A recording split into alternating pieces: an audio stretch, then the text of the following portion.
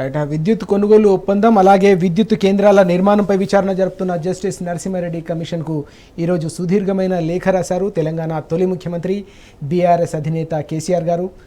దాదాపు 12 పేజీల లేఖలో తెలంగాణ రాష్ట్రం సాధించినప్పుడు తెలంగాణలో ఎలాంటి కరెంటు కష్టాలు ఉండేవి, ఆ తర్వాత ఆ కరెంటు కష్టాల నుంచి తెలంగాణను వెలుగుల ప్రస్థానం వైపు నడిపించడానికి ఎలాంటి చర్యలు తీసుకున్నారు, ఎలాంటి ప్రణాళికలు రూపొందించారు, ఎలాంటి కార్యాచరణను అమలు చేశారు, దేశంలోనే తెలంగాణను అగ్రగామిగా నిలిపేందుకు విద్యుత్ రంగంలో పూర్తి స్థాయిలో కరెంటు కష్టాలను తీర్చేందుకు ఎలాంటి కార్యాచరణ అమలు చేశారు, తెలంగాణలో ఏ విధంగా విద్యుత్ వెలుగుల ప్రస్థానం ఈ 10 ఏళ్లలో సాధ్యమైందనే అంశానికి సంబంధించిన సమగ్రమైన వివరాలతో కూడిన లేఖను ఈరోజు కమిషన్కు రాశారు రాష్ట్ర తొలి ముఖ్యమంత్రి కేసీఆర్ గారు. ఇదే అంశంపై ఇవాళ మనం ప్రత్యేకమైన లైవ్ షోను చేపట్టినాం. ఇవాళ లైవ్ షోలో మనతో పాటు పాల్గొంటున్నారు బీఆర్ఎస్ సీనియర్ నాయకులు, మాజీ మంత్రి, విద్యుత్ శాఖకు సంబంధించి కీలకమైన బాధ్యతలు గతంలో నిర్వర్తించిన మాజీ మంత్రి జగదీష్ రెడ్డి గారు మనతో పాటు లైవ్ షోలో జాయిన్ అవుతున్నారు. జగదీష్ రెడ్డి గారు నమస్తే. నమస్తే జగదీష్ రెడ్డి గారు, ఒక కీలకమైన అంశం విద్యుత్కు సంబంధించి తెలంగాణ ఏర్పడిన సందర్భంలో కరెంటు కష్టాలను మనం చూసాం. ఆ తర్వాత 10 ఏళ్ల తర్వాత వెలుగుల ప్రస్థానం తెలంగాణ సమాజం చూసింది. అయితే దీనిపై వేసిన కమిషన్కు సంబంధించిన అంశంపైనే ప్రస్తుతం చర్చ జరుగుతోంది. ఈ విద్యుత్తుకు సంబంధించిన ఒప్పందాలు అలాగే విద్యుత్ ప్లాంట్ల నిర్మాణంపై వేసిన ఈ కమిషన్ను మనం ఎట్లా చూడాల్సిన అవసరం ఉంది? వాస్తవానికి ఏ ప్రభుత్వాలైనా గతంలో ఉన్న ప్రభుత్వం కావచ్చు, ప్రస్తుతం ఉన్న ప్రభుత్వం కావచ్చు, అదే ప్రభుత్వ హయాంలో ఏదైనా పొరపాటు జరిగినాయి ఎక్కడైనా అనంటే కమిషన్ వేసి విచారణ చేయించవచ్చు. లేదా ఆనవాయితీగా వస్తుంది ఈ దేశంలో, ఒక ప్రభుత్వం మారినప్పుడు వచ్చిన ఇంకో ప్రభుత్వం, గత ప్రభుత్వం వేరే పార్టీ ఆధ్వర్యంలో నడిచి ఉంటుంది కాబట్టి ఆ పార్టీకి ఏదైనా మలినం అంటించడానికో లేదా ఇంకో దానికో దురుద్దేశంతో కూడా కమిషన్లు వేయవచ్చు. సదుద్దేశంతో వేయవచ్చు కమిషన్లు, దురుద్దేశంతో కూడా వేయవచ్చు. ఇక్కడ మనకు స్పష్టంగా కనబడుతున్న విషయం, అసలు తెలంగాణ రాష్ట్రానికి కేసీఆర్ గారికి భారతదేశంలోనే అతి మంచి పేరు తీసుకొచ్చి భారతదేశంలోనే ఈ రాష్ట్రం యొక్క గొప్పతనాన్ని చెప్పే పద్ధతుల్లో వచ్చిన మొదటి విజయం విద్యుత్ విజయం. విద్యుత్ రంగంలో కేసీఆర్ గారు సాధించిన విజయం ఎవరు ఊహించలే. ఎక్కడ దానికనంటే మాకు విద్యుత్ మంత్రుల సమావేశం జరుగుతుంటుంది 6 నెలలకు ఒకసారి, కేంద్ర మంత్రి గారి ఆధ్వర్యంలో ఒక్కొక్క రాష్ట్రంలో పెడతారు. నాకు ప్రారంభంలో కలిసిన ప్రతి సందర్భంలో ఆయా రాష్ట్రాల మంత్రులు, అరే ఎట్లా తెచ్చినాడు కేసీఆర్, ఏం మంత్రం వేసిండు, పర్టికులర్గా ఆంధ్రప్రదేశ్ మంత్రి, కర్ణాటక మంత్రి, తమిళనాడు మంత్రి, మన పక్కన ఉంటారు కాబట్టి మహారాష్ట్ర మంత్రి, వీళ్ళు అనేవాళ్ళు, అరే ఎట్లా మిరాకిల్ చేసిండు కేసీఆర్, ఇంత తొందరగా మీరు ఎట్లా ఇవ్వగలుగుతున్నారు పవర్ అని చెప్పి, విద్యుత్ కోతలు లేకుండా ఇస్తున్నారు మీ దగ్గర అని చెప్పి. ఆ తర్వాత వ్యవసాయ రంగానికి 24 గంటలు ఇచ్చిన సందర్భంలో అసలు వాళ్ళ ఆశ్చర్యానికి అంతులేదు. అసలు ఇది ఒక పెద్ద మాయా, ఇది ఏంది అసలు ఇంత తొందరగా ఎట్లా తెచ్చిండు కేసీఆర్ గారు, అంత గొప్ప విజయాన్ని ఇచ్చిన రంగం విద్యుత్ రంగం. దానికి కాంగ్రెస్ పార్టీ, బీజేపీ రెండు కూడా ఈ రంగంలోనే ఏదో తప్పు జరిగింది అని చెప్పి విజయం సాధించిన దాంట్లోనే ఏదో లోపం వెతికి కేసీఆర్ గారికి మలినం అంటించాలనే ఒక కుట్రలో భాగంగా వాస్తవానికి ఇవాళ ఈ కమిషన్ ఏర్పాటు చేశారు. వేరే ఇందులో దేంట్లో ఏమీ లేదు. వాళ్ళ టర్మ్స్ ఆఫ్ రిఫరెన్స్లోనే కనబడుతుంది స్పష్టంగా, ఇందులో ఏమీ లేదు అనే విషయం. ఇక్కడ వాళ్ళు చెప్పింది ఏంది, టర్మ్స్ ఆఫ్ రెఫరెన్స్లో వారికి ఇచ్చింది 4 అంశాలు. ఒకటి, ఛత్తీస్గఢ్ నుంచి పవర్ కొనడం అనేది ఏదో ఎక్కువ ధర అయింది మనకు, పైగా మీరు దాన్ని నామినేషన్ పద్ధతిలో తీసుకున్నారు, అసలు ఓపెన్ టెండర్ విలువ లేదు, దానివల్ల ఏదో నష్టం జరిగింది, అదేందో చూడమని చెప్పి ఒకటి. పీజీసీఎల్ లైన్లో మీరు ఏదైతే బుక్ చేసుకున్నారో దానికి ఏదో పేమెంట్ చేసినారు, దానివల్ల కూడా రాష్ట్ర ప్రభుత్వ ఖజానాకు నష్టం జరిగింది. 2. మూడవది, భద్రాద్రిలో మనుగూరులో పెట్టిన పవర్ ప్లాంట్ సబ్ క్రిటికల్ టెక్నాలజీతో పెట్టినరు, సూపర్ క్రిటికల్ అనేది పెట్టాల్సి ఉండే, దానివల్ల ఏదో నష్టం జరిగింది, ఏదో బొగ్గు ఎక్కువ కాలుతుంది లేదా పర్యావరణం దెబ్బతింటుంది కాబట్టి దాంట్లో ఏదో అనుమానాలు ఉన్నాయని. 4వది, యాదాద్రి థర్మల్ పవర్ ప్లాంటు అక్కడనే ఎందుకు కట్టాలి దామరచర్లలో, మీరు అక్కడ బొగ్గు అక్కడ ఉంటే తీసుకుపోయి దూరంగా ఇక్కడ కట్టినారు అని చెప్పి దీంట్లో కూడా ఏదో నష్టం జరిగింది, పైసలు పోతున్నాయి, వేస్ట్ అవుతున్నాయి, ట్రాన్స్పోర్ట్ ఖర్చు ఎక్కువ అవుతుంది అని చెప్పి ఇవి 4 కూడా వాస్తవానికి చిల్లర వ్యవహారాలు. ఒక మాటలు చెప్పాలంటే చిల్లర వ్యవహారాలు. ఎందుకంటే ఈ 4 కూడా మనం ప్రభుత్వ రంగ సంస్థలకి ఇచ్చినాం. 3 BHEL, 2 BHELకి, విద్యుత్ ప్లాంట్లు 2 BHEL. BHEL చైర్మన్కు మన చైర్మన్ మధ్యన ఒప్పందం జరుగుతుంది. ఎవరైనా చైర్మన్లు లంచాలు ఇచ్చుకుంటారా? ప్రభుత్వ పైసలు ప్రభుత్వ ధనం వృధా చేస్తారా? ఎవడన్నా దీన్ని జరుగుతుంది, ఎందుకు చేస్తారు? తెలిసి ప్రభుత్వ ధనం వృధా ఎందుకు చేస్తాం, దాంట్లో ఏముంటుందని. 3వది PGCL, అది కూడా కేంద్ర ప్రభుత్వ సంస్థ, ఇది లైన్ల నిర్మాణం చేసేది, దేశమంతటా కూడా కారిడార్ల నిర్మాణం చేసేది, విద్యుత్ కారిడార్లను PGCL. అది ప్రభుత్వ రంగ సంస్థే. నాలుగవది ఛత్తీస్గఢ్తో విద్యుత్ కొన్నారు. విద్యుత్ నువ్వు ఎవరితో విద్యుత్ కొన్నా అవి రెండు కూడా ధర నిర్ణయించే అధికారం ప్రభుత్వాలకు కానీ ఆయా సంస్థలకు కానీ ఉండదు. చట్టబద్ధమైన సంస్థ ఈఆర్సీలు ఉంటాయి. ఆ రాష్ట్రానికి ఉంటుంది, ఈ రాష్ట్రానికి ఉంటుంది. రెండు రాష్ట్రాల ఈఆర్సీలు నిర్ణయం చేస్తాయి. వాటికి కూడా పూర్తి అధికారాలు ఉంటాయి. అది కూడా న్యాయస్థానాలు లాంటివి. వాటికి చెడు ఉద్దేశాలు ఉండవు. పైగా ప్రభుత్వంతో ప్రభుత్వం ఒప్పందం జరిగిన దాంట్లో ఇందులో ఏందో ఉంది అని చెప్పి వెతకడం అనేది తెలివి తక్కువ పని. కేవలం ఒక మలినం చేద్దామనే ఉద్దేశం. దాంతోనే ఏర్పాటు చేయబడ్డది ఈ కమిషన్. ఆ కమిషన్కి సంబంధించి ఇవాళ కేసీఆర్ గారు ఆ కమిషన్కి ఉత్తరం రాసిండ్రు. ఒక బాధ్యతగా 10 సంవత్సరాలు తెలంగాణ రాష్ట్రాన్ని అద్భుతంగా నడిపిన నాయకుడిగా, ప్రత్యేకించి విద్యుత్ రంగంలో విజయాన్ని సాధించిన నాయకుడిగా, ఈ దేశంలో ఎవరికి కూడా లేనటువంటి ఒక అద్భుతమైన అవగాహన విద్యుత్ రంగం పైన కేసీఆర్ గారికి ఉంటుంది. ఆయన ఒక మాస్టర్, ఒక డాక్టరేట్ విద్యుత్ రంగంలో. ఎందుకంటే 85లో వారు ఫస్ట్ ఎమ్మెల్యేగా గెలిచినప్పుడు తీవ్రమైన విద్యుత్ సంక్షోభం ఉండే ఆనాడు. వారు గ్రామాలలో వెళ్ళి రైతులతోని ఇతర కన్జ్యూమర్స్తోని చర్చించి అక్కడ కూర్చొని ఆ సమస్య పరిష్కారాన్ని వెతికి 1-2 సార్లు అధికారులతో మాట్లాడి దానిపైన అవగాహన పెంచుకొని అసలు విద్యుత్ ఏంది, దీని సమస్య ఏంది, దీన్ని ఎట్లా పరిష్కరించవచ్చు అనే విషయంలో వారు మాస్టర్స్ డిగ్రీ చేసినారు. దాంతోనే తెలంగాణ రాష్ట్రానికి ఇంత తొందరగా విద్యుత్ సమస్యలు తీర్చగలిగినారు వాస్తవానికి. మరి అటువంటి దాంట్లో తప్పకుండా వారు క్లియర్గా చెప్పినారు. కమిషన్ ఏదైతే అడిగిందో దాన్ని సంబంధించిన వారికి ఉన్న అనుమానాలని నివృత్తి చేస్తూ ఈరోజు 12 పేజీల లేఖ రాయడం జరిగింది. అదే సందర్భంలో కమిషన్ సంబంధించి కూడా జరిగిన పొరపాటు, కమిషన్ చేసిన పొరపాటుని కూడా ఎత్తి చూపడం కూడా జరిగింది. జగదీష్ రెడ్డి గారు, ఇందులో ఈ రోజు జరుగుతున్న ఈ విచారణకు సంబంధించిన అంశంలో టర్మ్స్ ఆఫ్ రెఫరెన్స్ చూసుకున్నా కూడా అన్నిటికంటే ముఖ్యంగా ఛత్తీస్గఢ్తో తెలంగాణ ప్రభుత్వం చేసుకున్న విద్యుత్ కొనుగోలు ఒప్పందం సంబంధించిన అంశం పైన అభ్యంతరం వ్యక్తం చేస్తున్న పరిస్థితి, కొంతమంది ఆరోపణలు చేస్తున్న పరిస్థితి. వాస్తవం ఏంటి? ఆనాడు తెలంగాణ ప్రభుత్వం, తెలంగాణ ఏర్పడిన తర్వాత ఛత్తీస్గఢ్తో విద్యుత్ కొనుగోలు ఒప్పందం చేసుకోవాల్సిన అవసరం, ఆ ప్రాధాన్యత ఏంటంటే ఏం చెప్తారు? ఛత్తీస్గఢ్తో ఒప్పందం చేసుకున్న విషయంలో వాస్తవానికి విద్యుత్ దాంట్లో ఒకరిద్దరు సొంత మేధావులు, సెల్ఫ్ డిక్లేర్డ్ మేధావులు ఉన్నారు. వాళ్ళకు ప్రభుత్వాలు నడిపే విధానం కానీ ప్రజల అవసరాలు కానీ ఇవన్నీ సోయి ఉండేది, పట్టింపు ఉండదు. లేక ఒక లేని అనుమానాన్ని ప్రజల్లో ప్రవేశపెట్టే ప్రయత్నం చేస్తారు. ఆ రోజు ప్రతిపక్షంలో ఉన్నప్పుడు వీళ్ళతో కలిసి అటువంటి వాళ్ళు ఇచ్చిన సమాచారం మేరకు ఒక తెలివి లేకుండా, జ్ఞానం లేకుండా మాట్లాడినారు. దాంట్లో కోడిగుడ్డు మీద ఈకలు వీకిన విధంగా దాంట్లో ఏదో వెతకాల లోపం అని చెప్పేసి చిల్లర ప్రయత్నం చేసినారు. కానీ మనం ఇవాళ ఈ లేఖలో కేసీఆర్ గారు స్పష్టంగా చెప్పినారు అర్థమయ్యేటట్లుగా. ఛత్తీస్గఢ్తో మనం ఒప్పందం చేసుకోవడానికి 2 ప్రధాన కారణాలు. వాళ్ళు చెప్పింది ఏంది, ఛత్తీస్గఢ్లో ఒప్పందం మీరు చేసుకునేటప్పుడు అక్కడ ఉత్పత్తి లేనే లేదు, పవర్ ఉత్పత్తి లేనే లేదు ఇంకా మీరు చెప్పిన ప్లాంట్లో, నర్వా ప్లాంట్లో. అదేవిధంగా మనకు కనెక్టే లేదు, గ్రిడ్ కనెక్టివిటీ లేదు. ఆ రోజుల్లోనే మీరు చేసుకున్నారు, దీంట్లో ఏదో ఉంది అని, ధర ఎక్కువ పడే అవకాశం ఉంది మనకు అని చెప్పి. ఈ 3 విషయాలకు సంబంధించి అయితే ఈ పీజీసీఎల్ లైన్ ఏదైతే ఉందో మనకు inter grid, north south grid ఏదైతే ఉందో, ఈ నార్త్ సౌత్ గ్రిడ్ అప్పుడే అవుతుంది. అవుతున్న టైంలో ఈ గ్రిడ్ను అందరు బుక్ చేసుకుంటున్నారు. అంటే లైన్ పెద్ద లైన్, ఆ లైన్ నుంచి వెళ్ళి పవర్ తీసుకొచ్చుకోవాలి. అయితే పక్క రాష్ట్రం కర్ణాటక కావచ్చు, మహారాష్ట్ర కావచ్చు, మనం తమిళనాడు కావచ్చు, కేరళ కావచ్చు, ఆంధ్రప్రదేశ్ కావచ్చు, దాన్ని కొనడానికి పోటీ పడుతున్నారు ఆ లైన్ బుక్ చేసుకోవడానికి. అందుకని మనం కూడా ఎంత వీలైతే అంత తొందరగా బుక్ చేసుకోవాలి. అప్పటికే చంద్రబాబు నాయుడు కుట్ర చాలా పీక్ స్టేజ్లో ఉంది మన మీద. ఎందుకంటే రాష్ట్ర విభజన చట్టం ప్రకారం మనకు రావాల్సింది 59% విద్యుత్తు, 53% విద్యుత్తు, అది ఇస్తలేడు. అప్పటికే మనకున్న పవర్ ప్లాంట్ వాస్తవానికి విభజన చట్టం ప్రకారం వచ్చింది, సీలేరు పవర్ ప్లాంట్ను గుంజుకుపోయింది కుట్రతో. 7 మండలాలు తీసుకుంది కేవలం దాని కొరకు. ఆ మండలాలు ఏం లేదు, మనం కేవలం పవర్ కొరకే కుట్ర చేసి తీసుకున్నాడు. నేను ఆ విషయం ఆయన బహిరంగ ఒప్పుకున్నాడు.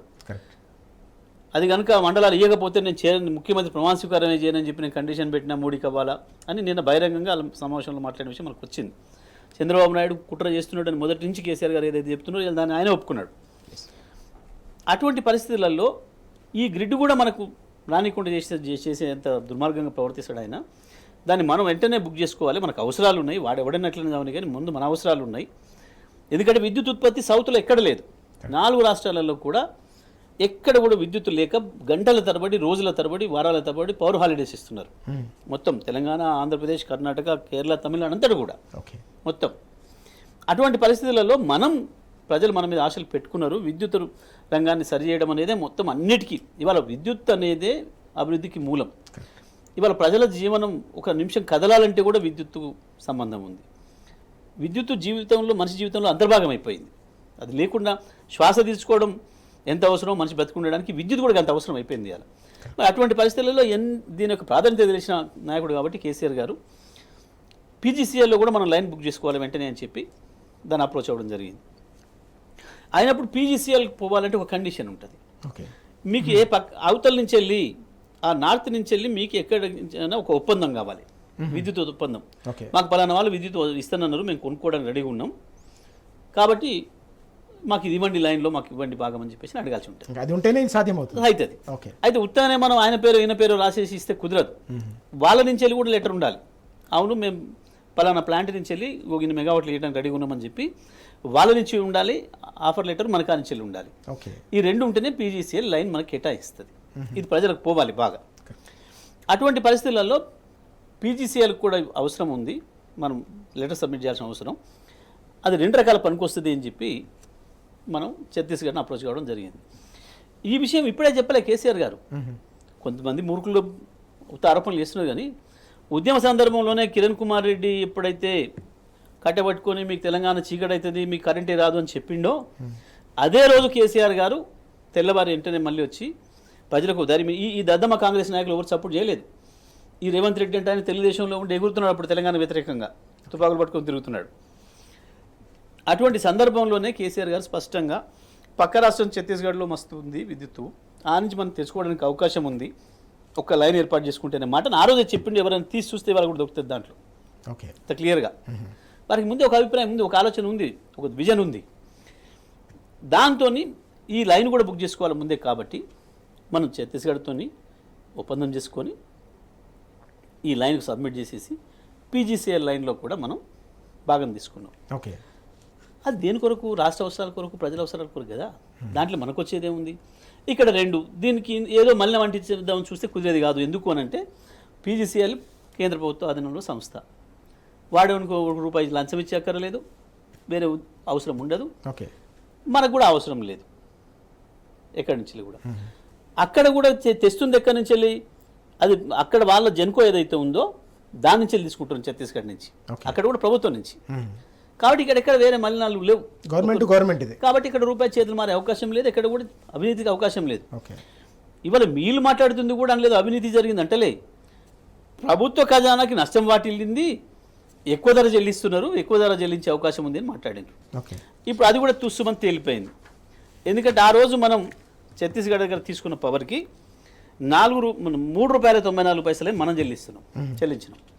అదే సందర్భంలో పక్క రాష్ట్రాలు 2, ఒక రాష్ట్రం 4 రూపాయల 94 పైసలు చెల్లించింది, కర్ణాటక 4 రూపాయల 33 చెల్లించింది.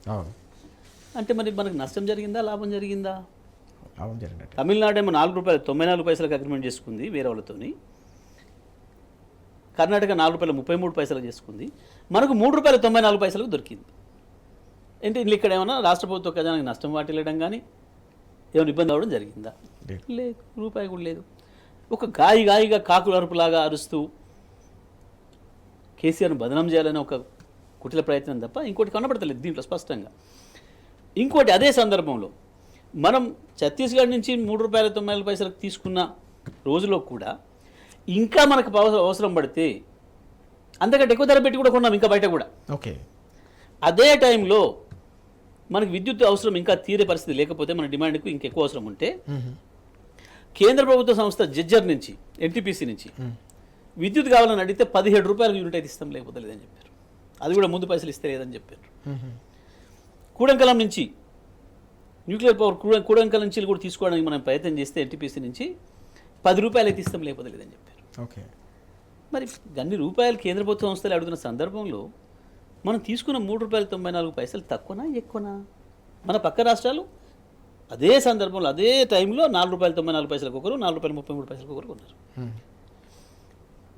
ఇంకో విషయం కూడా గుర్తుంచుకోవాలి మీరు, ప్రతి క్షణం ఇక్కడ మనం మిగతా రాష్ట్రాలతో పోటీపడి మనకు అనుభవజ్ఞులైన సీఎండీలు ఉండడం అన్నాడు ప్రభాకర్ రావు గారు కావచ్చు, రఘుమారెడ్డి గారు కావచ్చు, మిగతా అందరూ కూడా. పర్టికులర్గా ఈ ఆర్థిక విషయాలలో ప్రభాకర్ రావు గారు చాలా అంటే చాలా స్పష్టంగా ఉంటాడు. ఎక్కడ పైసా తక్కువ వస్తుందో దాన్ని తీసుకొచ్చే ప్రయత్నం చేస్తాడు. ఎక్కడ ఒక రూపాయి మిగులుతుందో సంస్థకు దాన్ని మిగిలిచ్చే ప్రయత్నం చేస్తాడు. ఆయన ఆ విషయంలో చాలా నిక్కచ్చిగా ఉంటాడు. పైగా ఆయన ఎందుకంటే వచ్చింది ఆయన ఆర్థిక శాఖ నుంచి, దాంట్లో నుంచి, ఫైనాన్స్ డిపార్ట్మెంట్ నుంచి. కాబట్టి చాలా కీన్గా ఉంటాడు. మొత్తం దేశాన్ని అబ్జర్వ్ చేస్తుంటాడు. ఏ సమయంలో మనం బుక్ చేసుకుంటే తక్కువ దొరుకుతుంది, ఎట్లా మనం దీన్ని రూపాయి సేవ్ చేయొచ్చు అనే విషయంలో ఆయన అన్కాంప్రమైజ్గా ఉంటాడు. అది అందరికీ కూడా తెలుసు. సో అందులో ఆయనకు అనుభవం కూడా ఉంది, 50 ఏళ్ళ సీనియారిటీ కూడా ఉంది, అనుభవం కూడా ఉంది. కాబట్టి మనం అట్లా ప్లాన్ చేసేసి ఈ రాష్ట్ర విద్యుత్ అవసరాలు తీర్చే విషయంలో ఎంత జాగ్రత్తగా ఉండాలనో అంత జాగ్రత్తగా పనిచేసి ఒక అద్భుతమైన విజయాన్ని సాధించారు. ఇవాళ ఛత్తీస్గఢ్ ఒప్పందం చేసుకోవడానికి ప్రధానమైన కారణం. ఇంకొకటి, ఇక్కడ ధరలు నిర్ణయించేది ఎప్పుడు కూడా మనకి ఎవరి చేతిలో ఉండదు. ఈఆర్సీలు నిర్ణయిస్తాయి, ఎలక్ట్రిసిటీ రెగ్యులేటరీ కమిషన్. అది కూడా చట్టబద్ధ సంస్థ, రాజ్యాంగబద్ధ సంస్థ. అది కూడా ఆల్మోస్ట్ ఆల్ కోర్టు. దాని ముందట అప్పీల్ చేసుకోవాలి ఇరు పార్టీలు. వినియోగదారులు అప్పీల్ చేస్తారు, ఉత్పత్తిదారులు అప్పీల్ చేస్తారు. మాకు ఇగో ఇంత ధర నాకు కాస్ట్ పడుతుంది నా ప్లాంట్కి, కాబట్టి ఇగో ఈ ధర ప్రకారం నేను ఇవ్వడానికి రెడీగా ఉన్నా అని చెప్పి ఉత్పత్తిదారుడు పెట్టుకుంటాడు. వినియోగదారులు కూడా వచ్చేసేసి దాంట్లో అభ్యంతరాలు వేయచ్చు, లేదా అంత ధర కాదు ఇంత ధర ఏంది. ఇవాళ ఇప్పుడు మనం కొంటున్నాం ఏమైతుందో ఎస్పీడీసీఎల్ కావచ్చు, ఎన్పీడీసీఎల్ కావచ్చు, వీళ్ళు కూడా వాడు అప్పీల్ చేసుకోవాలి కమిషన్ ముందట. ఒక ఆయన ఉత్పత్తిదారుడు, ఈయన ఇగో నేను నా ప్లాంట్ పెడితే ఇన్ని కోట్లు ఖర్చు అయింది, నాకు దీని ప్రకారం నాకు 5 రూపాయలు అయితేనే నాకు గిట్టుబాటు అవుతుంది అని చెప్పి ఆయన వేసుకుంటాడు. ఈయన కొనట ఈయన విద్యుత్ సంస్థలు, కొనుగోలు సంస్థలు ఏవైనా ఎస్పీడీసీఎల్ కావచ్చు, ఎన్పీడీసీఎల్ కావచ్చు, పక్క రాష్ట్రాలు కూడా కావచ్చు, వీళ్ళు ఏం చేస్తారు, మాకు అంత కాదు ₹4.50 కావాలి, ₹4.40 కావాలి అని వీళ్ళు ఇస్తారు. అయినప్పుడు ఆ ఇయర్స్ ఏదైతే ఉందో కమిషన్, వాళ్ళు చెప్పింది వాస్తవమైనా ₹5 పడుతుందా, దీంట్లో తగ్గించే అవకాశం ఉందా, అసలు ఎంత కాస్ట్ అయింది అన్ని లెక్కలు చూసి, ఇగో నేను ₹4.80 ఇస్తాం, లేదా ₹4.90 ఇస్తాం, ₹4.96 ఇస్తాం, ఈ ప్రకారమే మీరు అమ్మాలి, మీరు తీసుకోవాలి అని చెప్పి నిర్ణయం చేస్తుంది. ఇది కీలకమైన అంశం దీంట్లో, విద్యుత్ కొనుగోలులో ప్రధానమైంది ఇది. ఇది లాంగ్ టర్మ్ ఒప్పందాలకి. ఈ పద్ధతిలో అక్కడ ఈఆర్సీ, ఇక్కడ ఈఆర్సీ రెండు కలిసి ఆ ప్లాంట్ ఏదైతే ఉందో ఆ ప్లాంట్ ఎంత ఖర్చుతో అవుతుంది, ఎంత ధర పెట్టవచ్చు అని చెప్పి నిర్ణయం చేసి ఇచ్చేసినాయి అవి. అందులో ఎక్కడ కూడా ఎటువంటి చిన్న లోపం కూడా ఉండదు, పూర్తి పారదర్శకంగానే జరుగుతుంది ఎప్పుడైనా సరే. అయిపోయింది. ఇంకొకటి ఏంది, ప్రతిరోజు కొంత కొనాల్సి వస్తుంది. ఇవి కాక లాంగ్ టర్మ్ ఒప్పందాలు, శాశ్వత ఒప్పందాలు కాకుండా రోజువారీ కూడా అదనపు అవసరాలు వస్తాయి. ఎప్పుడు సాయంత్రం పీక్ అవర్స్ అంటారు. ఇప్పుడు 6 గంటల నుంచి రాత్రి 10 గంటల వరకు, పొద్దున 5 గంటల నుంచి 9 గంటల వరకు పీక్ అవర్స్ అంటాం విద్యుత్తులో దీన్ని. ఈ సమయంలో మామూలుగా ఉండే దానికంటే ఒక్కొక్కసారి 50% నుంచి 100% అదనంగా అవసరం పడుతుంది ఆయా రాష్ట్రాల పరిస్థితులను బట్టి. సాధారణంగా 30-40% అవసరం పడుతుంటుంది. ఆ తాత్కాలికమైన దాని కొరకు ఎక్స్చేంజ్లో కొంటారు. ఎక్స్చేంజ్ అనేది కేంద్ర ప్రభుత్వం ఏర్పాటు చేసింది, ఎస్ఎల్డిసి అని, సదరన్ లోడ్ డిస్పాచ్ సెంటర్ అని చెప్పి బెంగళూరులో ఉంటుంది. అది కేంద్ర ప్రభుత్వ సంస్థనే.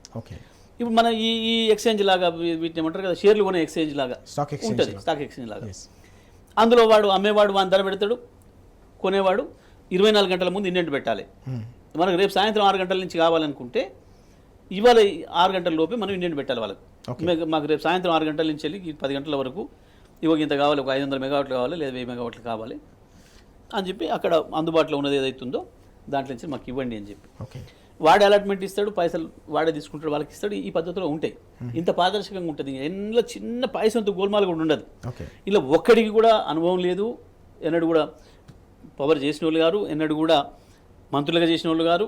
కాబట్టి నోటుకు వచ్చిన పద్ధతుల్లో వాగిండ్రు, దాంతోనే అనుమానాలు పడ్డారు, ఇది వేసుకున్నారు, ఎల్లెలకడ పడ్డాను తప్ప వాళ్ళు చేసేది లేదు దీంట్లో. కానీ ఇటువంటి పరిస్థితులలో ఈఆర్సీలు చేసిన నిర్ణయం ఇది చాలా క్లియర్గా మిగతా రాష్ట్రాల కంటే తక్కువ ధరకే వచ్చింది. మనకు లాభమే జరిగింది ఎటు చూసినా తప్ప నష్టం జరగలేదు. అసలు ఈ రాష్ట్రానికి ఒక పైసంతో నష్టం కలిగించే పని కేసీఆర్ ప్రారంభమైన చేయడు. తెచ్చుకుంది కేసీఆర్ తెలంగాణ. ఈ ఎదవలంతా ఎక్కడనో బంతే పోయి ఆ ఆంధ్ర భాషల కాళ్ళ దగ్గర వండి తిరుగుతుంటే కొట్టాడి తెచ్చింది కేసీఆర్.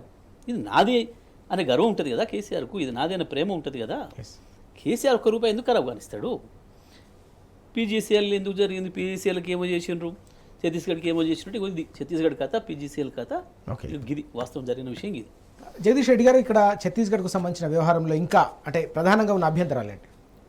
ఇప్పుడు ఇక్కడ వీళ్ళు ఆ రోజు మేము చెప్పిన అనుమానాలు లేవనెత్తినామని చెప్పి కొంతమంది మాట్లాడుతున్నారు మేధావులు. ఇక్కడ మంది ఎవరో కాదు, ఆ రోజు అసెంబ్లీలో ప్రతిపక్ష నాయకుడిగా ఉన్నాడు ఈయన రేవంత్ రెడ్డి, తెలుగుదేశం పక్ష నాయకుడిగా ఉన్నాడు, ఓకే, ఎమ్మెల్యేగా ఉండి దానిపైన ఇటువంటి పిచ్చి అనుమానాలే మాట్లాడినప్పుడు ఈఆర్సీ దగ్గర అప్లై చేసుకోండి మీరు కూడా అని చెప్పిన అక్కడ కూడా వేసుకున్నాడు, తన అభ్యంతరాలు చెప్పినప్పుడు ఈఆర్సీ వాటన్నిటి కూడా చూసి అసమంజసమైనవి, ఇది రాజకీయ కారణాల చేత మాట్లాడుతున్నాయి తప్ప ఇంకోటి కాదు, ఇది తప్పకుండా తెలంగాణకి ఇది అవసరం ఉంది, ఇది న్యాయమైందని చెప్పి అక్కడ ఈఆర్సీ ఇక్కడ ఈఆర్సీలు కూడా ఒక నిర్ణయాన్ని వెలువరించినాయి. ఓకే, వెలువరించినప్పుడు ఈయనకు నిజంగా సీరియస్గా అభ్యంతరం ఉండి నిజంగా ఆయన వాదనలో నిజం ఉంది అనుకుంటే అప్పీల్కి వెళ్ళే అవకాశం ఉండే.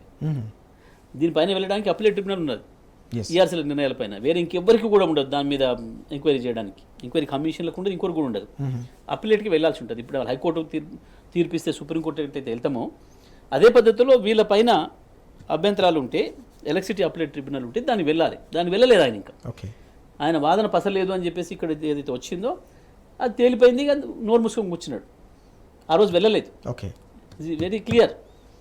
అది తెలిసి కూడా ఇవాళ మళ్ళీ ఈ కమిషన్ వేయడం అనేది కేవలం రాజకీయ దురుద్దేశం, కేవలం కేసీఆర్ గారి మీద బురద చల్లాలి అన్న ఉద్దేశం, ఇంకా దాంతో పబ్బం గడుపుకోవాలి, ఉన్న ఇంకెన్నికలు వెళ్ళదీసుకోవాలన్న ఉద్దేశం తప్ప ఇంకా దీంట్లో ఏమీ లేదు. ఇక okay, it is very clear.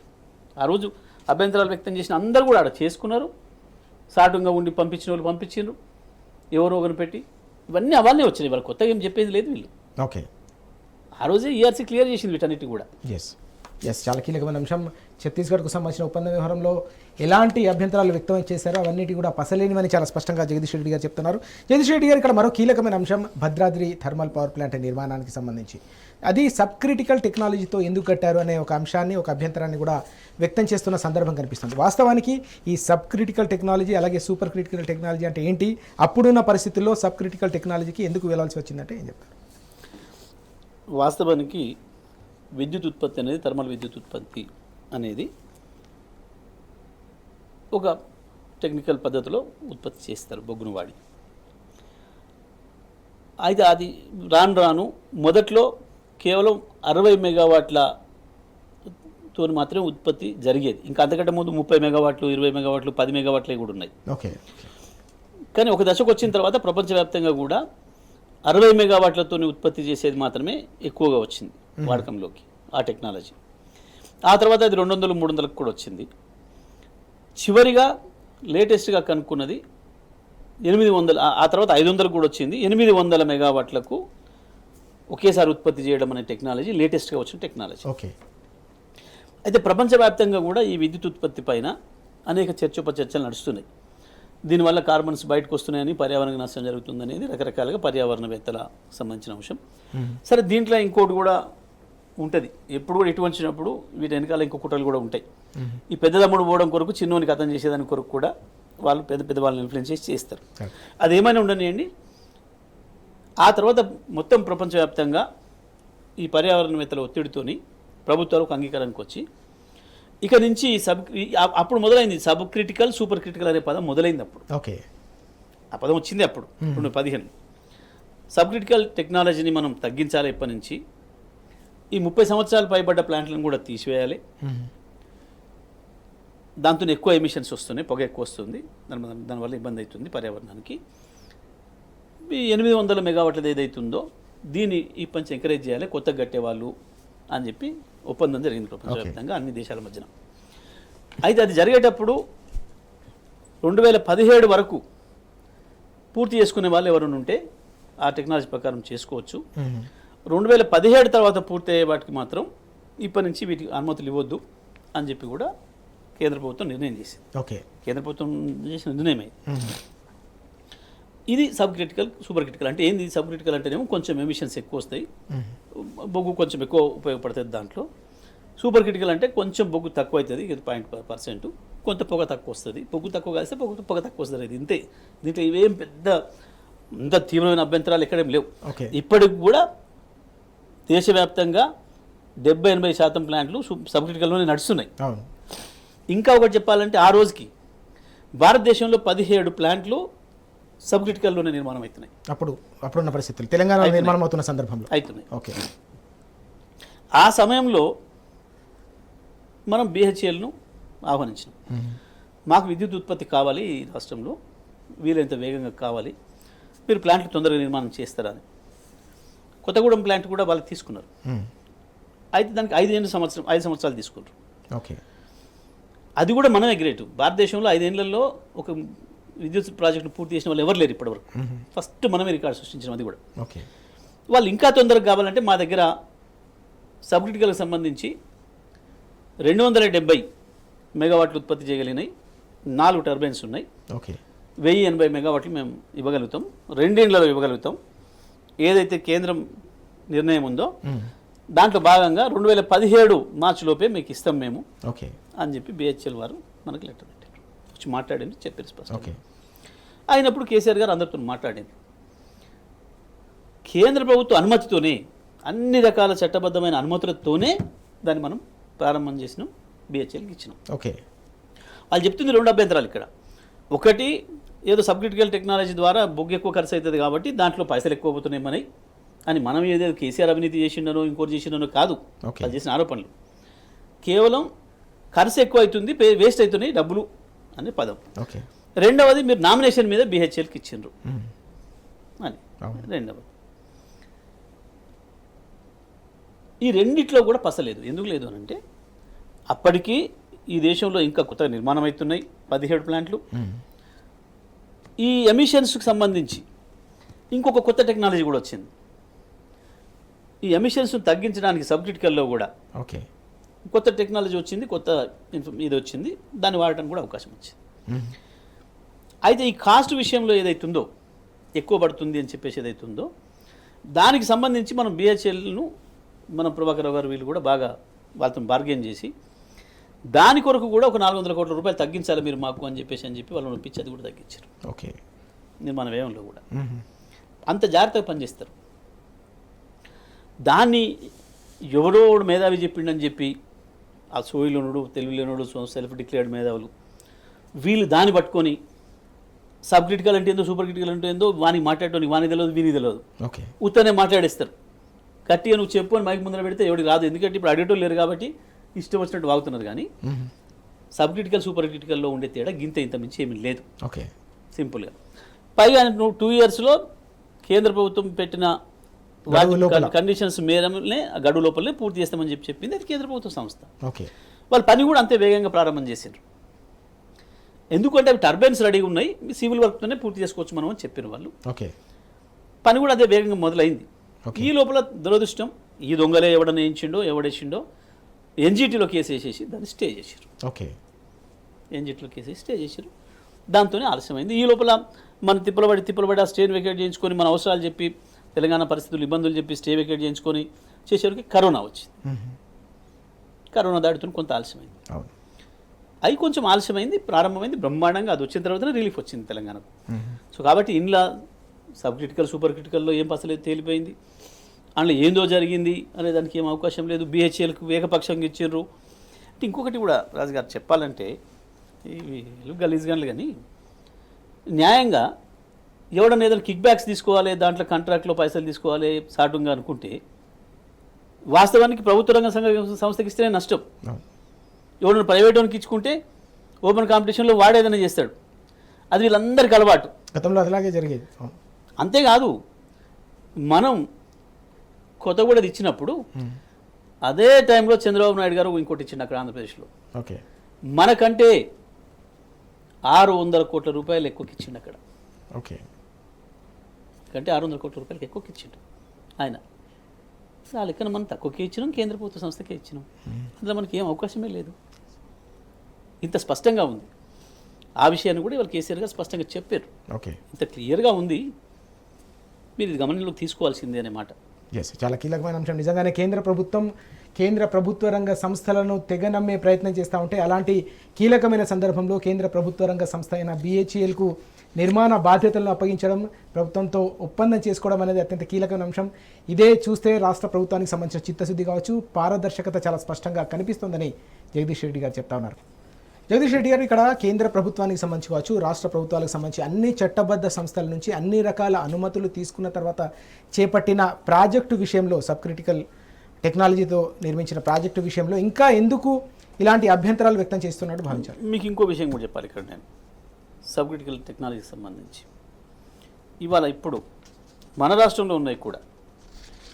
భూపాలపల్లిలో ఉన్న 500 మెగావాట్లు కావచ్చు కేటీపీపీ, కొత్తగూడెంలో ఉన్న 1720 మెగావాట్లు కావచ్చు, అదేవిధంగా వీటీపీఎస్లో ఉన్న విజయవాడలో 1760 మెగావాట్లు కావచ్చు.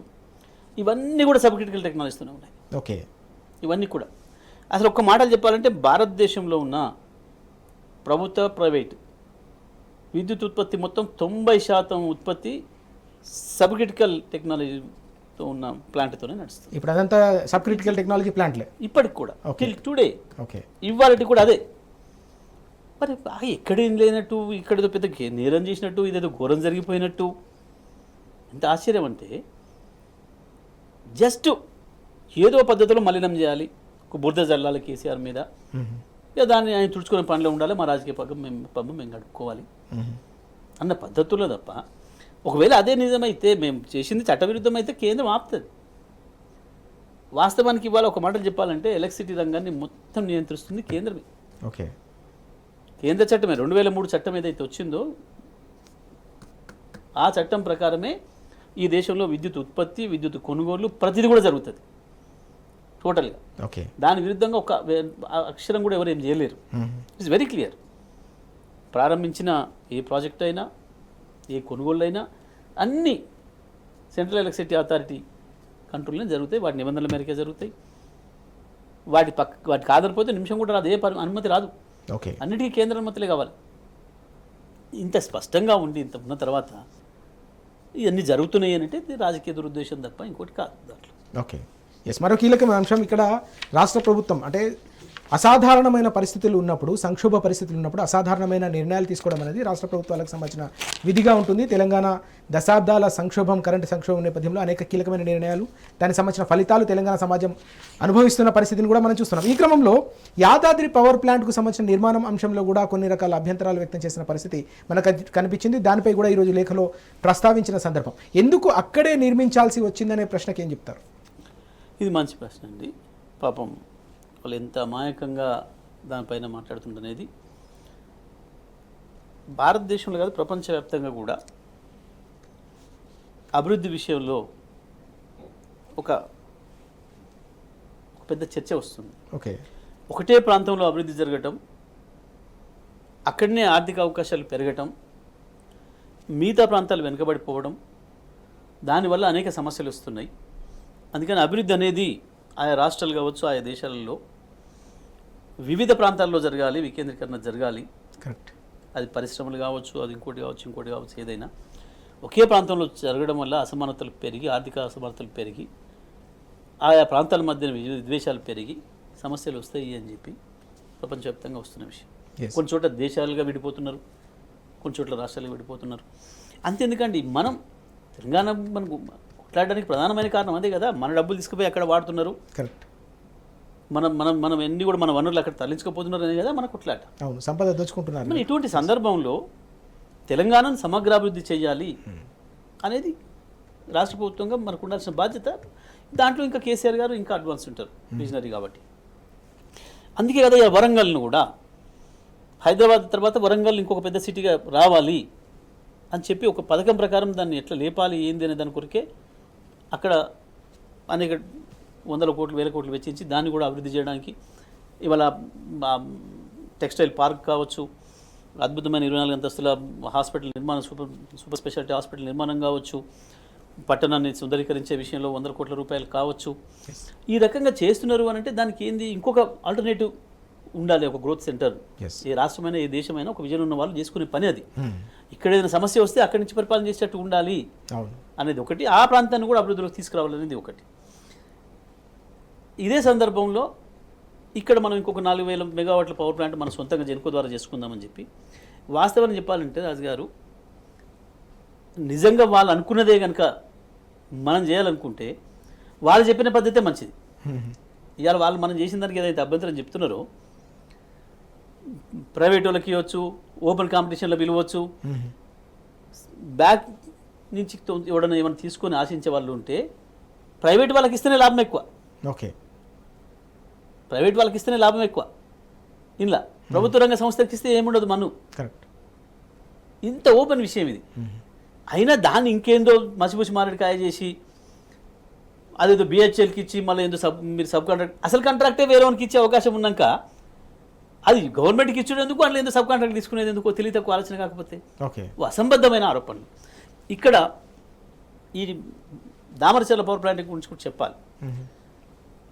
ఎక్కడ పెట్టాలని ఒక చర్చ వస్తున్న సందర్భంలో ముందు కేసీఆర్ గారు అత్యంత వెనుకబడ్డ జిల్లాగా ఉన్న మహబూబ్ నగర్ జిల్లాలో పెట్టాలని ఆలోచన చేసినారు. ఓకే, అది కూడా గద్వాల ప్రాంతంలో.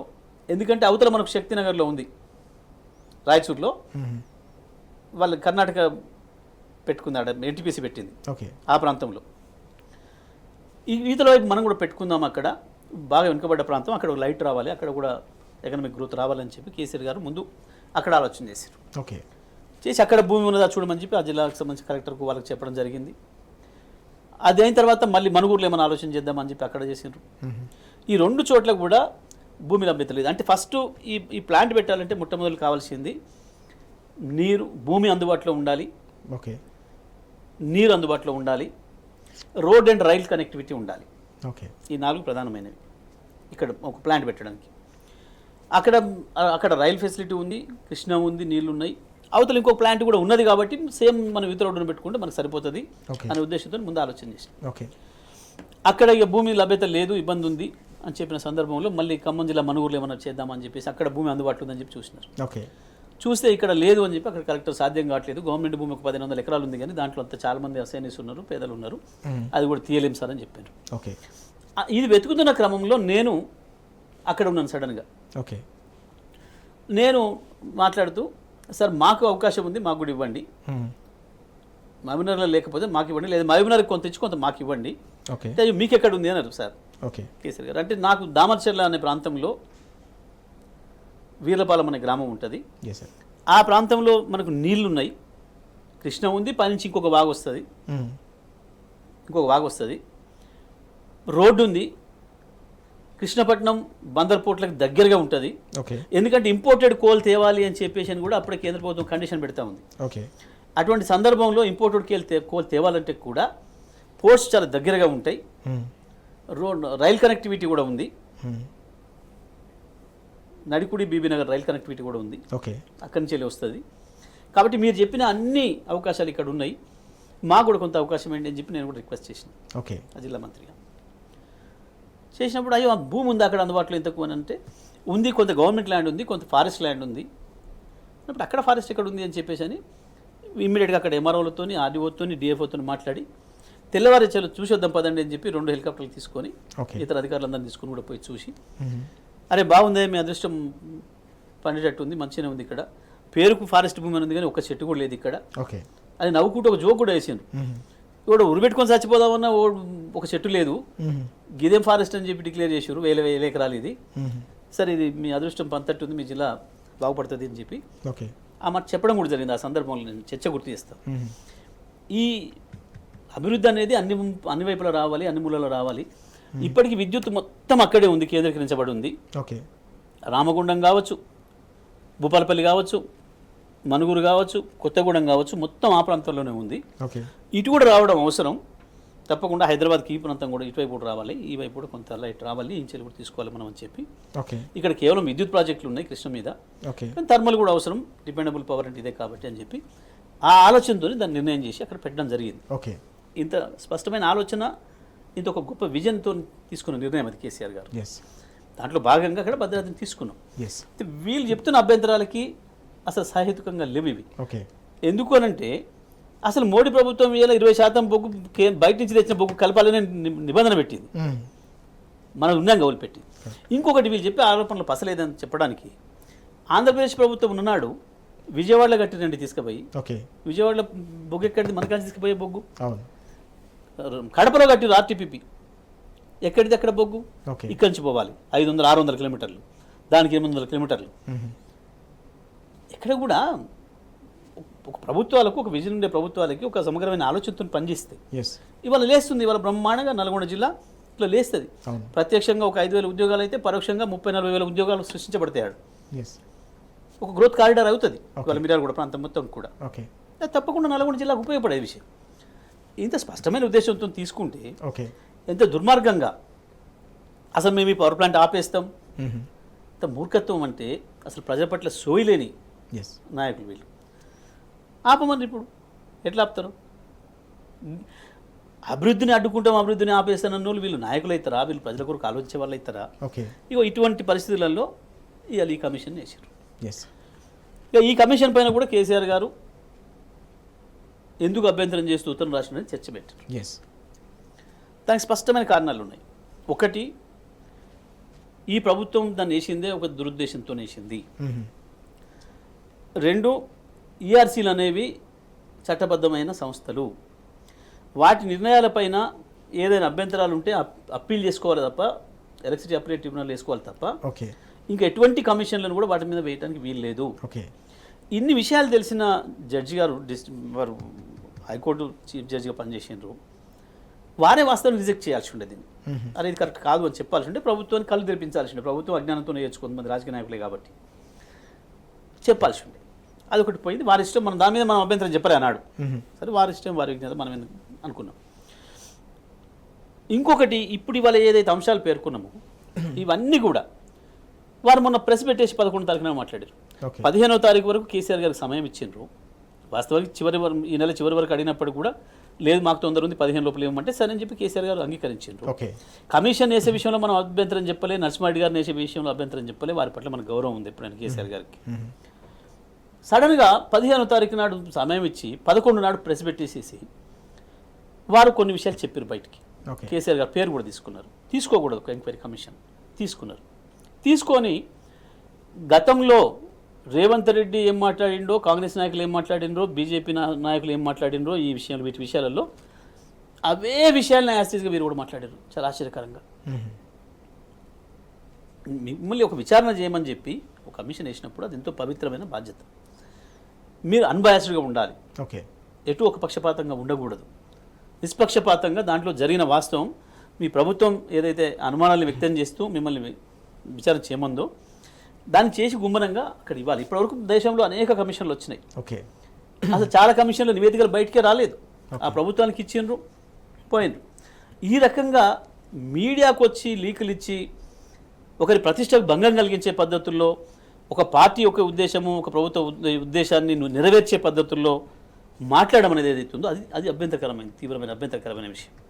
ప్రతి విషయంలో, ఛత్తీస్గఢ్ విషయంలో వారు మాట్లాడింది పొరపాటు, సబ్ క్రిటికల్ సూపర్ క్రిటికల్ విషయంలో వారు మాట్లాడింది పొరపాటు, భద్రాద్రి విషయం, యాదాద్రి విషయంలో వారు మాట్లాడింది పొరపాటు. ఈ కేసీఆర్ గారు కనుక వీరి వాదనలు వినిపించిన తర్వాత వారు మాట్లాడితే ఎటువంటి అభిప్రాయం మాట్లాడేవాళ్ళు కాదు. కానీ ముందే ఒక నిర్ణయానికి వచ్చేసి ఇతర పార్టీల యొక్క ఉద్దేశాలు, వారి ఆలోచన ఏందో, ప్రభుత్వం యొక్క ఆలోచన ఏందో దాన్ని అమలు చేసే విధంగా కేసీఆర్ గారి పైన మాట్లాడడం అనేది, ఈ విషయాల్ని అవగాహన లేకుండా మాట్లాడి ప్రజల్ని పక్కదారి పట్టించడం అనేది ఏదైతే ఉందో ఇది చాలా అభ్యంతరకరమైన విషయం. అందుకే కేసీఆర్ గారు నాకు బాధ కలిగింది మీరు మాట్లాడింది, కాబట్టి దయచేసి మీరు దాంట్లో తప్పుకుంటే మంచిది మీ గౌరవానికి అనే విషయాన్ని కూడా వాళ్ళు స్పష్టంగా చెప్పడం జరిగింది. ముగించే ముందు జగదీష్ రెడ్డి గారు, వాస్తవానికి అంటే ఒక అంశం పైన కమిషన్లు, వివిధ ప్రభుత్వాలు కమిషన్లు వేసిన సందర్భంలో వాటిపై కూడా అభ్యంతరాలు వ్యక్తం చేసే అవకాశం ఉంటుందా? గతంలో ఇలా అభ్యంతరాలు వ్యక్తం చేసిన సందర్భాలు ఉన్నాయా? ఉన్నాయండి, ఇటువంటివి తప్పకుండా చేయొచ్చు. ఎవరి మీద విచారణ జరుపుతున్నప్పుడు ఆ విచారణ అధికారి పైన నాకు విశ్వాసం లేదు అని చెప్పే హక్కు ఎవరికైనా ఉంది, ఎప్పుడైనా ఉంది. ఇది మామూలు ఎంక్వైరీ, జ్యుడిషియల్ ఎంక్వైరీ కూడా కాదు, జ్యుడిషియల్లోనూ కూడా అవకాశం ఉంది. ఈవెన్ రెగ్యులర్ కోర్టులలో కూడా పబ్లిక్ ప్రాసిక్యూటర్ పైన కానీ లేదా తీర్పిచ్చే జడ్జి పైన కానీ నాకు విశ్వాసం లేదు అని చెప్పే హక్కు ఎప్పుడు కూడా వీళ్ళకు ఉంటుంది. ఎవరి మీద విచారణ జరుగుతుందో వాళ్ళకు ఉంటుంది, తప్పకుండా పార్టీస్కి ఉంటుంది. దీంట్లో ఇటువంటి కమిషన్ల విషయంలో కూడా గతంలో జరిగినాయి. గతంలో మన రాష్ట్రం, ఆంధ్రప్రదేశ్ రాష్ట్రంలోనే జరిగింది. అప్పుడు నాదెండ్ల భాస్కరరావు గారి మీద కమిషన్ వేసినారు. వేస్తే కృష్ణయ్య గారు జడ్జిని వేస్తే వీరు కొన్ని అభ్యంతరాలు లేవనైతే వారి మాడిఫైడ్ ఇంటెన్షన్స్ ఉన్నాయి ఇట్లా అని చెప్తే వారు రాజీనామా చేయాల్సి వచ్చింది. చేసిండ్రు. చేస్తూ వారు ఇంకొక జడ్జి పేరు సూచించారు, పలానా ఆయన ఏంటి సూచించారు. చూస్తే దాని మీద కూడా అభ్యంతరం చెప్పి కోర్టుకు వెళ్ళిండ్రు. అసలు ఈయన మీదనే నమ్మకం లేదని చెప్తే ఈయన రాజీనామా చేస్తూ ఆయన సూచించిన వ్యక్తిని మళ్ళీ ఎట్లా ఇస్తారు మీరు అని చెప్పి కోర్టుకి వెళ్తే కోర్టు సమర్థించింది వీళ్ళని. ఓకే, 100% పిటిషన్దారు చెప్పింది వాస్తవం. ఆయన మీదనే సదుద్దేశం లేనప్పుడు ఇంకా ఆయన చెప్పేటోళ్ళు వాళ్ళ మాట వినేటోళ్ళని చెప్పుకుంటారు వాళ్ళు పెడితే విచారణ ఏం సజావుగా ఉంటుంది. కాబట్టి మీరు ఇది కరెక్ట్ కాదు, పిటిషనరే కరెక్ట్ అని చెప్పి వారికి అనుకూలంగా ఇవ్వడం జరిగింది. ఇట్లా అనేక జరిగినాయి దేశంలో, రాష్ట్రంలో చాలా చోట్ల జరిగినాయి. ఓకే, అయితే ఇక్కడ అసలు విషయం ఏంటంటే జడ్జి ఇది జడ్జిమెంట్ కూడా కాదు, నివేదిక మాత్రమే. నువ్వు ఇవ్వదలుచుకున్నప్పుడు మీరు ఎంత పవిత్రంగా ఉండాలి, అసలు మీరు ఏం ఆలోచిస్తున్నారనే విషయం కూడా ఇంకోటి తెలియకూడదు. ఎవరి నుంచి అయితే మీకు సమాచారం కావాలో సమాచారం తీసుకోవాలి. ఇది సమాచారాన్ని సేకరించే పని వీలది. ఓకే, వాస్తవానికి ఒక సమాచారం తీసుకొని క్రోడీకరించి ఇగో ఇది మంచిది, ఇది చెడ్డది, ఇందులో మీరు అనుకున్న ఉద్దేశం ఏం లేదు, దీనివల్ల లాభం జరిగింది లేదా దీనివల్ల నష్టం జరిగింది అనే విషయాన్ని మిమ్మల్ని ఎవరైతే నియమించారో వాళ్ళకి మాత్రమే నివేదించాలి. నివేదిక. ఓకే, వీళ్ళు ఇచ్చే జడ్జిమెంట్ కాదు, కమిషన్ యొక్క నివేదిక. ఓకే అంటారు దీన్ని. ఆ నివేదికను నివేదించాలి, తీసుకుపోయి ఎక్కడ మిమ్మల్ని ఎవరైతే అపాయింట్ చేసిండ్రో ఆ అపాయింట్మెంట్ అథారిటీకి మాత్రమే ఇవ్వాలి. అది మీ అపాయింట్మెంట్ అథారిటీ ఆ నివేదికను అవసరాలను బట్టి బయట పెట్టుకుంటుంది. దాంట్లో దేశ ప్రయోజనాలు, రాష్ట్ర ప్రయోజనాలు ఏమైనా ఇమిడి ఉన్నాయా, ఏముంది, దాన్ని బయట పెట్టొచ్చా పెట్టకూడదా అనే విషయాలు చూసుకొని ఓకే వాళ్ళు దాన్ని బయట పెడతారు. ఇప్పటికీ ఈ దేశంలో చాలా కమిషన్ల రిపోర్ట్లు, ఓకే నివేదికలు ఇప్పుడు బయటికే రాలే, ఓకే అక్కడనే ఉండిపోయినాయి. మన దగ్గర కూడా గతంలో ఎన్కౌంటర్ల పైన కూడా ఒక వేసిండ్రు, చెన్నారెడ్డి గారు ఉన్నప్పుడు ఒక కమిషన్ వేసిండ్రు, దాని మీదకి కూడా బయటికి రాలే. ఎప్పుడో 89-90 వేసారు వారు, ఓకే రాలే ఇప్పటికి కూడా. అంటే అట్లా దేశంలో ఇంకా చాలా ఓకే అనేక కమిషన్లు, కొన్ని మధ్యంతరం రాజీనామా చేసిపోయినాయి, కొంతమంది మేము తీసుకోమని చెప్పి వెనక్కి పోయినారు, కమిషన్ ఆఫర్ చేస్తే కూడా కొన్ని ఇచ్చిన నివేదికలు కూడా బయట పెట్టలేదు. ఇది జరిగింది ఈ చరిత్రలో. ఓకే, కానీ ఈ రకంగా మీడియాకు వచ్చి పెట్టి ఒకరిపైన ఒక దురుద్దేశం ప్రజల్లో ఏర్పడే విధంగా చేయడం అనేది అయితే ఉందో ఓకే అది సరైనది కాదు. అభ్యంతరం చెప్పే హక్కు కేసీఆర్ గారికి ఉంది, మాకు బీఆర్ఎస్ పార్టీకి కూడా ఉంది. అది ఓకే డెఫినెట్గా న్యాయంగా నేను అనుకుంటున్నా. బహుశా ఈ ఉత్తరం చూసిన తర్వాత వారు రాజీనామా చేస్తారని అనుకుంటున్నాను. నేను చేయాలి వాస్తవానికి. ఓకే, ఎందుకంటే మీరు చేసింది పొరపాటు అనే విషయాన్ని స్పష్టంగా కేసీఆర్ గారు చూపారు, ఆధారాలతో సహా చూపించారు. ఎందుకంటే మీరు ప్రతి ఒక విషయంలో, ఈఆర్సీ విషయంలో మీరు చేసింది పొరపాటు, ఓకే దానిపైన టర్మ్స్ ఆఫ్ రిఫరెన్స్లో ఇచ్చినప్పుడే మీరు దాన్ని రిజెక్ట్ చేయాలి వాస్తవానికి. ఓకే, చేయకపోవడం అనేది ఒక దురదృష్టం. సరే మీరు ఓవర్ సైట్లో పోయినరో ఎట్లా పోయినరో దాన్ని చూసుకోకుండా పోయినరో జరిగి ఉండొచ్చు. రెండవది, మీరు దీన్ని తప్పుపడుతూ అక్కడ ఏదైతే ఛత్తీస్గఢ్ ఒప్పందం ఉంది, దీనివల్ల ప్రజాధనం దుర్వినియోగమైంది, సూపర్ క్రిటికల్ టెక్నాలజీ వాడలేదు, సబ్ క్రిటికల్ వాడిరు, దానివల్ల పర్యావరణ నష్టం జరిగింది, ఏదో బొగ్గు వాడకం ఎక్కువైంది, లేదు ఇక్కడ యాదాద్రి పెడితే బొగ్గు దూరంగా వచ్చింది, ఫ్లైట్ ఛార్జ్ పెరిగింది అని చెప్పి గతంలో వాళ్ళు చేసిన ఆరోపణలకు ఊతమిచ్చే విధంగా, అది నిజమని చెప్పి ప్రజలు నమ్మే విధంగా మీరు మాట్లాడినట్టుగా మీడియాలో వచ్చింది. ఓకే, ఒకవేళ మీరు మాట్లాడి ఉండకపోతే మీడియా కనుక తప్పు రాసి ఉంటే వాళ్ళ మీద చర్యలు తీసుకోవాల్సి ఉంటుంది, మీరు వాళ్ళకి నోటీసులు ఇవ్వాల్సి ఉంది లేదా రిమైండర్ ఇవ్వాల్సి ఉంటుంది. ఇది నా అభిప్రాయాలు కాదు, నేను చెప్పలేదు, వాళ్ళ దురుద్దేశాలు వాళ్ళు రాసుకున్నారు తప్ప ఇది నాది కాదు అని చెప్పాల్సి. అసలు మొట్టమొదటిగా వారికి మీడియా వాళ్ళతో మాట్లాడే అవసరమే లేదు. ఫస్ట్ థింగ్, ఈ దేశంలో ఏ జడ్జి అన్న మీడియా పెట్టంగా చూసినరా? పోతారు అట్లా తిరుపులో. మొదటిసారి అసలు ఎంక్వైరీ కమిషన్ల చరిత్రలోనే మొట్టమొదటిసారి మీడియాకు వచ్చారు. మీడియాకు రావడమే కాకుండా కేసీఆర్ గారు పేరు తీసుకుంటే కాకుండా మీకు టర్మ్స్ ఆఫ్ రిఫరెన్స్లో వాళ్ళ గతంలో ఏదైతే అభిప్రాయాలు వెలిబుచ్చారో బీజేపీ కాంగ్రెస్ పార్టీలు వాటిని ఎండార్స్ చేసే పద్ధతిలో మాట్లాడారు. ఓకే, సో ఇంత స్పష్టంగా వచ్చిన తర్వాత కేసీఆర్ గారు వారి అభ్యంతరం చెప్పకపోతేనే పొరపాటు అవుతుంది తప్పకుండా. అందుకే వారి అభ్యంతరాన్ని తెలియజేస్తూ మీరు రాజీనామా చేస్తే మంచిది, దీని నుంచి ఉపసంహరించుకుంటే ఈ బాధ్యత నుంచి మంచిదని మాట చెప్పాను. నేను భావిస్తా ఉన్నా తప్పకుండా. వాస్తవానికి వారంటే మాకు మంచి గౌరవం ఉండే, కేసీఆర్ గారు కూడా బాగా గౌరవించేది వారిని. కొంత తెలంగాణ ఉద్యమకారులకు సపోర్ట్ చేసేదని, తను కూడా తెలంగాణ వాది అని చెప్పి అట్లా వారి మీద కొంత మంచి అభిప్రాయం ఉండేది ఓకే వాస్తవానికి. కానీ ఇవాళ చూసిన తర్వాత వారు ఎందుకో మరి జడ్జి అయి రిటైర్ అయిన తర్వాత ఈ రకమైన పద్ధతుల్లో వారు రావడం అనేది అది సరైనది కాదు. తప్పకుండా వారు ఈ బాధ్యతల నుంచి తప్పుకుంటారని నేను అనుకుంటున్నాను. ఎస్, చాలా కీలకమైన అంశాలు చెప్పారు జగదీష్ రెడ్డి గారు. మనం చూస్తున్నాం గత 10 ఏళ్ల కాలంలో తెలంగాణకు సంబంధించిన ప్రతి అంశాన్ని కరెంటు కష్టాలతో దశాబ్దాల పాటు కొట్టుమిట్టాడిన తెలంగాణలో వెలుగుల ప్రస్థానాన్ని కొనసాగించేందుకు రాష్ట్ర ప్రభుత్వం అప్పుడు 10 ఏళ్ల కాలంలో ప్రతి నిర్ణయాన్ని అత్యంత పగడ్బందీగా పారదర్శకంగా తీసుకుందని, ఇప్పుడు లేవనెత్తుతున్న అభ్యంతరాలు ఏవైతే ఉన్నాయో వాటిలో ఎలాంటి పస లేదని జగదీష్ రెడ్డి గారు చాలా స్పష్టంగా చెప్తున్నారు. ఈ మొత్తం 10 ఏళ్ల పాటు రాష్ట్ర ప్రభుత్వం తీసుకున్న ప్రతి ప్రతిష్టాత్మకమైన నిర్ణయానికి సంబంధించిన వివరాలన్నిటి కూడా సమగ్రంగా క్రోడీకరించి ఈరోజు ఈ లేఖ రాయడం జరిగిందని కూడా చాలా స్పష్టంగా చెప్తున్న సందర్భం మనం చూస్తున్నాం. Thank you very much Jagadish Reddy గారు లైవ్ షోలో పాల్గొన్నందుకు. ఇది ఈ అంశంపై ప్రత్యేకమైన లైవ్ షో. నమస్తే.